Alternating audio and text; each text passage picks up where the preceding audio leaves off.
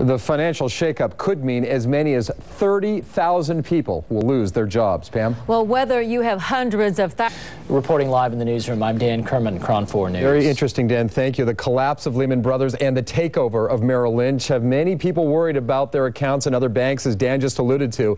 After the credit crisis and mortgage meltdown, many are on shaky ground. KRON 4's Brody Sloan shows us how some major Bay Area banks stack up. We went to bank. We have developing news right now on the state budget battle. Governor Schwarzenegger said earlier tonight he will not sign the compromise budget proposal unless lawmakers include his requests for a stronger savings account. The governor has been stumping statewide for long-term fiscal reform and had said he will not sign a budget that fails to include it. KRON 4's Jeremy Lee shows us what is included in the budget compromise being debated right now. State legislators. New at 8. Doing this is illegal while you're driving, but apparently a few thousand people forgot.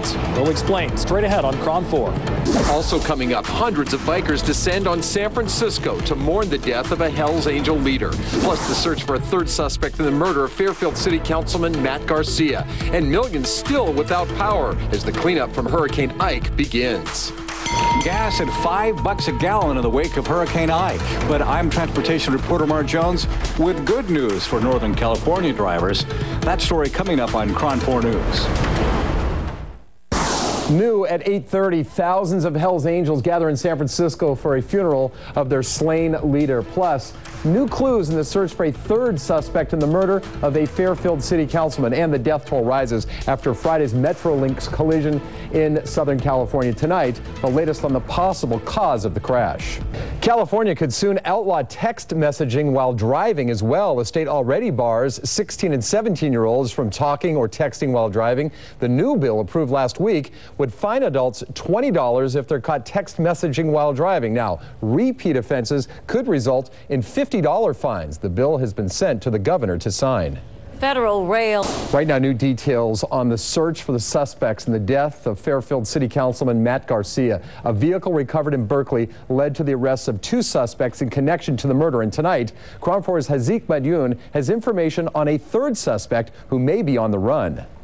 A massive turnout today for the funeral of the murdered president of the San Francisco chapter of the Hells Angels. An estimated 1,800 to 2,500 bikers took part in the memorial service and ride to the Colma Cemetery, where Mark Guardado was laid to rest. The bikers came to San Francisco from all over the world. Security for this service was made up of members of the Daly City, San Francisco, and Colma police departments, as well as the CHP. Now, Guardado's funeral procession took bikers from the mortuary in Daly City to the Hells Angels clubhouse in Potrero Hill, then to Cypress Lawn Memorial Park in Colma.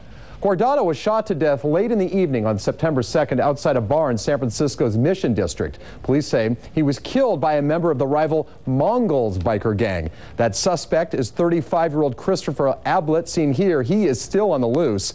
Investigators say the night of the murder, witnesses saw Guardado and Ablett arguing outside a bar. They say Ablett then got on a motorcycle, rode up to Guardado, shot him, and rode off. Police searched Ablett's home in Modesto last week. They say they took a motorcycle and other potential evidence from his home.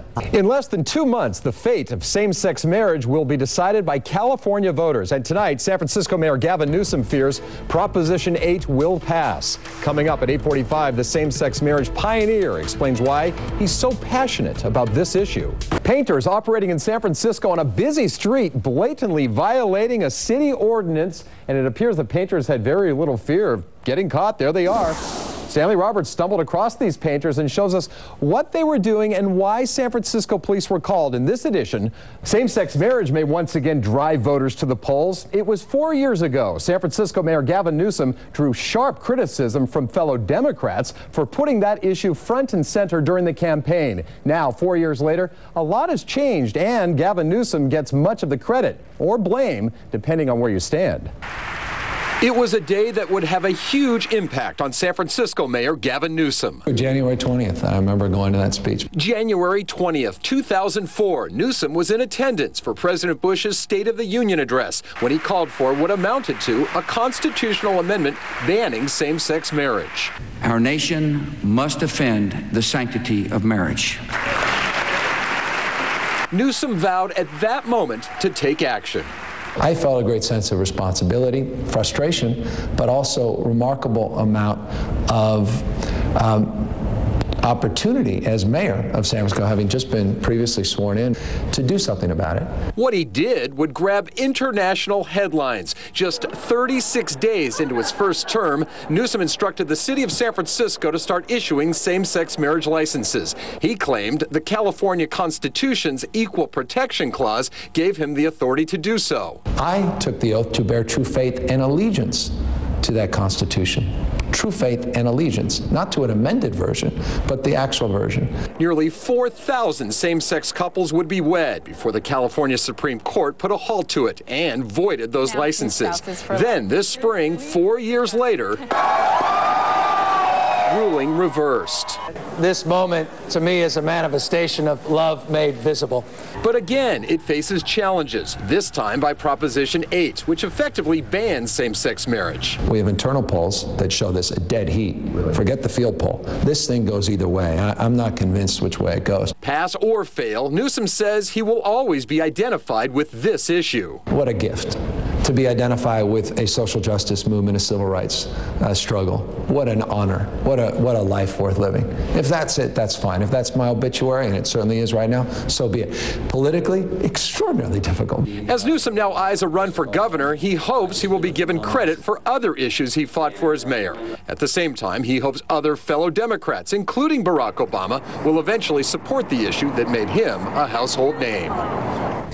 Newsom is disappointed with Barack Obama, a fellow Democrat, for supporting civil unions only and not same-sex marriage. Newsom says you cannot run the 90-yard dash on civil rights. Yeah, since Darren joined the team, they're undefeated in 7 of 8 games, and they have a chance to make the playoffs. Here's how they do it. Many of you are just joining us. The game has just ended. Here comes some good bull. No, many of you have just watched Philadelphia lose to Dallas by a final of 41-37. Yeah. Many of you are joining now Prime Time News in progress, and you've missed a hell of a show. There's been a Zeke Madu, there's been Chris with Newsom. Pam, you've probably done a health update. Kelthing has done weather. I'm still on prednisone, but lowering my head to keep the angle down. And it's been a good show, but thanks so much for joining us, those of you. We'll be here every night if you want to come back, right? You company person. Okay, anyway, at 11 o'clock we'll be on again with news tonight. Tomorrow at 4 a.m. through 10 a.m. till they get an infomercial. 4 to 10, then we're on again at 4 in the afternoon, 6 o'clock, 8 o'clock, and we come at 11. Nice knowledge. Then the day after that, but we have a lot of news. Anyway, Ned Yost fired as manager of the Milwaukee Brewers. Dale Swaim of Pinole replaces him. Thank you, Gary. Okay. Good night, everybody. And that ends this debate tonight. It ends with a zinger, too. Yeah. John McCain going on the attack there, Jim, and Obama not taking the bait, or at least not refuting that personal attack, as I saw it, in that he said, Barack, you do not have the experience to be president. He did say that. That was one of the more aggressive things we saw tonight, and I think Obama was very comfortable with his performance. He thought his speech, his performance tonight spoke for itself. Should Barack Obama have hit back, though? And could he have hit back? He could have hit back. It was the waning moments of the debate, though, so you really have to use those precious few seconds that you have in a very smart way, and I think he wanted to make a broader point. We're reminded as well that George W. Bush, the current president, was governor of Texas and had no foreign policy experience, and before him, Bill Clinton had no foreign policy experience as governor of Arkansas twice.